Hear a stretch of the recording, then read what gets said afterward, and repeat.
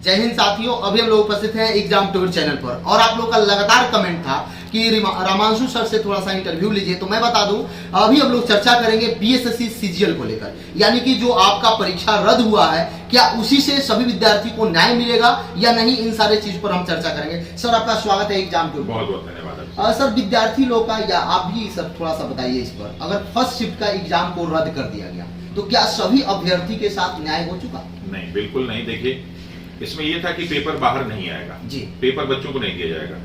जब नहीं दिया जाएगा तो सेकेंड और थर्ड शिफ्ट का पेपर भी मार्केट में बाहर आया है, सोशल मीडिया पे आया है। और देखिए, इसमें कहा गया था कि हर सेंटर पे जैमर लगा हुआ था, यानी क्वेश्चन पेपर जो है सेंटर से बाहर नहीं आया। और जब सेंटर में था तो फिर जैमर या तो काम नहीं कर रहा होगा, ये भी तो हो सकता है ना। और जब नहीं काम कर रहा था तो बहुत सारी लड़की आके हमको बोले कि सर हम लोग बहुत सारे सेंटर पे गए जहाँ पे मोबाइल जो है, बहुत सारी चीजें अलाउड थी। हाँ, बहुत सारे तो बच्चों ने ऐसा भी कहा है कि सर कई लोग तो लूसेंट लेके बैठे हुए थे, लूसेंट लेके। तो ऐसे बहुत सारी सूचनाएं मिल रही है, लोग आके बता रहे हैं, ठीक है कि सर ऐसा हुआ ऐसा हुआ। अब उसकी हम सच्चाई पे तो हम नहीं तर्क करेंगे, लेकिन जो पेपर सोशल मीडिया के माध्यम से मार्केट में बाहर आए हुए हैं, चाहे सेकेंड और थर्ड के हों, तो ये बिल्कुल माना जाएगा कि पेपर आउट ही है। इसको आप ये कहिए कि नहीं हम छिपा ले जाएंगे, इसका हमें प्रमाण दीजिए, जैसे पहले का प्रमाण दिया, दूसरे का प्रमाण दिया, तीसरा। अरे प्रमाण आपके सामने, जो सोशल मीडिया के सामने हो, चाहे बाद में आया चाहे पहले आया, बिल्कुल। तो मेरे हिसाब से और मेरा ये मानना भी है कि सेकेंड और थर्ड भी पूरी तरह से कैंसिल होना चाहिए, तभी सबके साथ न्याय हो पाएगा। सर एक तर्क दिया जा रहा है आयोग के द्वारा और आर्थिक अपराधिकारी टीम के द्वारा कि जब अगर प्रश्न पत्र एग्जाम के बाद वायरल होते हैं तो उससे एग्जाम पर कोई प्रभाव नहीं पड़ता है, इसलिए इन दोनों शिफ्ट को रद्द करना कोई उचित नहीं है। देखिए, वायरल होना एक अलग चीज होता है, वायरल मैंने होता सबके पास पहुंच है, लेकिन वहां से निकला है ये तो पहले हुआ होगा। तो वायरल शब्द अलग है, ये कहीं ना कि ये लोग हम लोग को बेवकूफ बना रहे हैं। वायरल तो अलग चीज हो गया कि चारों ओर फैल गया, लेकिन कई बार ऐसा होता है कि कुछ वीडियो ऐसी तो 2 साल बाद 4 साल बाद वायरल होती है, तो कभी ना कभी वीडियो बनी थी। तो इसी तरह ये फोटोग्राफ्स पहले लिए गए थे, जिनको जरूरत होगी उनके पास पहले पहुंच गया होगा, बाकी जनता के पास बाद में वायरल हुआ होगा। तो आप ये नहीं कह सकते अगर कहीं ना कहीं फोटो बाहर आ रहा है, इट मीन्स की वायरल नहीं, वो लीक हुआ है। लीक अलग शब्द होता है, वायरल अलग शब्द होता है। शब्दों के भ्रम जाल में बच्चों को मत फैलाइए, भरमाइए कि भैया ये जो है लीक हुआ, ये वायरल हुआ, इसका असर पड़ा। अगर कोई चीज लीक हुई है तभी वायरल हुई है, वायरल बाद में हुई है।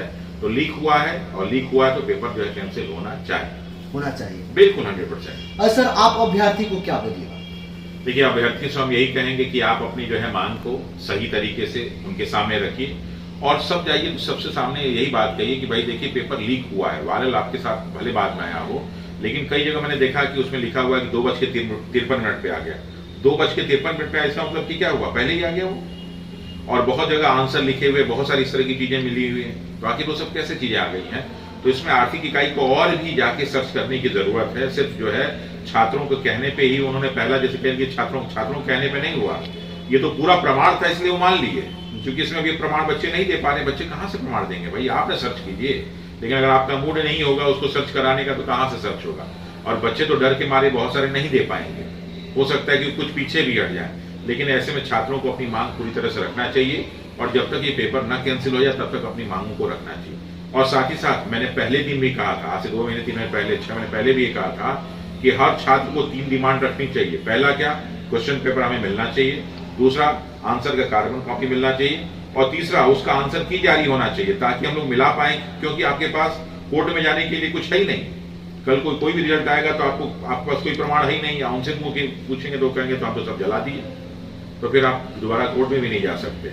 और पता नहीं कहाँ ये सिस्टम है। मुझे तो नहीं लगता कि भारत में क्या पूरे विश्व में कोई ऐसा परीक्षा का प्रणाली होगा जिसमें क्वेश्चन पेपर सब कुछ रख लिया जाता है, जहाँ पे हर चीज ओपन है और सबको राइट टू इन्फॉर्मेशन है, उसमें कहाँ से छुप जा रहा है?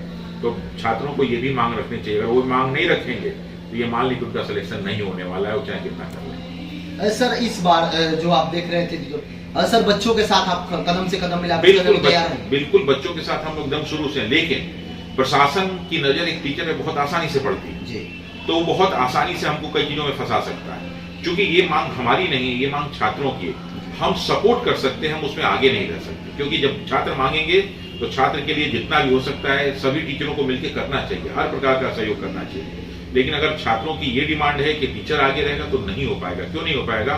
क्योंकि टीचर की कुछ नैतिक जिम्मेदारियां होती हैं, वो शासन प्रशासन के प्रति भी होती हैं। हम बच्चों को मार्गदर्शन कर सकते हैं, हम बच्चों को सही राह दिखा सकते हैं, हम बच्चों का सपोर्ट कर सकते हैं, आगे लड़ाई आप ही को लड़नी है, क्योंकि आज हम हैं कल नहीं है, लेकिन आपको तो लड़ना है, आपको नौकरी चाहिए, तो आपको आगे बढ़ के लड़ना चाहिए। हाँ, जितने भी प्रकार का आप सहयोग चाहते हैं उसके लिए हम सब टीचर तैयार हैं। सर, समय देने के लिए बहुत बहुत धन्यवाद। बहुत बहुत धन्यवाद अभिषेक जी। यदि आप एग्जाम टूर को पहली बार देख रहे हैं तो जरूर चैनल को सब्सक्राइब करें। जय हिंद, जय भारत।